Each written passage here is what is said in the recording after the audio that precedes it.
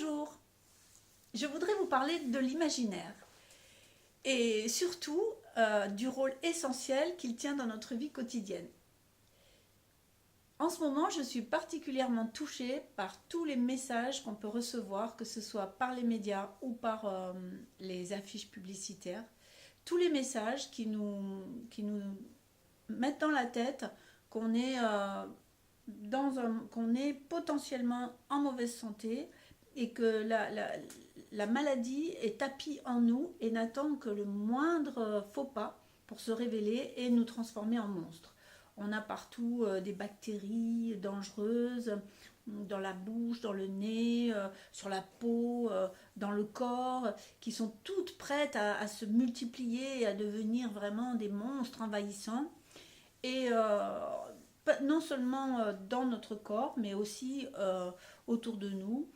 La maladie nous guette partout, l'air qu'on respire va nous donner certainement des cancers du poumon, les ondes vont nous donner des maladies cérébrales, les choses qu'on mange évidemment, des cancers du système digestif, les crèmes de soins vont nous donner des cancers de la peau. Si on fait rien, de toute façon, on sera malade quand même.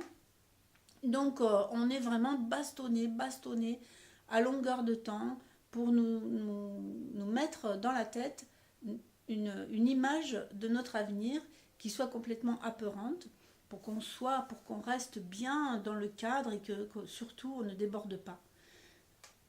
Pardon. Et surtout, évidemment, encore plus, quand on a passé 50 ans, ça devient vraiment le sujet principal de discussion. J'ai mal ici, j'ai mal là, j'ai fait tel examen, je dois faire tel examen, ou alors quelqu'un de ma famille a fait tel examen, etc.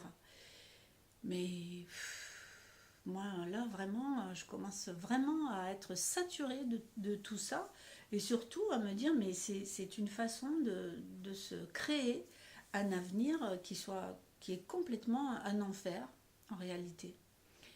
Donc, en voyant la façon dont on arrive à nous emmener vers un avenir horrible, on peut vraiment se dire que en changeant les informations qu'on amène dans notre imaginaire, c'est-à-dire en se tournant vers du beau, simplement en se tournant vers du beau, en regardant du beau, en se nourrissant de beau, en prenant du plaisir à ce qu'on fait, à ce qu'on mange, à ce qu'on vit, en allant vers des choses qui nous font plaisir, en arrêtant de tourner sans arrêt dans notre tête des choses qui vont nous construire un monde fermé et agressif, en commençant à se tourner vers toutes les belles actions qui sont mises en place dans le monde, tous les gens qui se battent pour faire des choses extraordinaires, toutes les choses qui avancent. Là, aujourd'hui, j'entendais que, par exemple, la forêt avait s'était énormément étendue en France par rapport au siècle dernier. Euh, il y a plein de choses qui se mettent en place. Il y a des gens qui ont des inventions extraordinaires. Ce jeune homme là qui est en train de construire des plateformes pour assainir l'océan, enfin en tout cas pour se débarrasser de tous les déchets de plastique. Il y a beaucoup de raisons de se réjouir et de voir l'avenir sous une forme riante.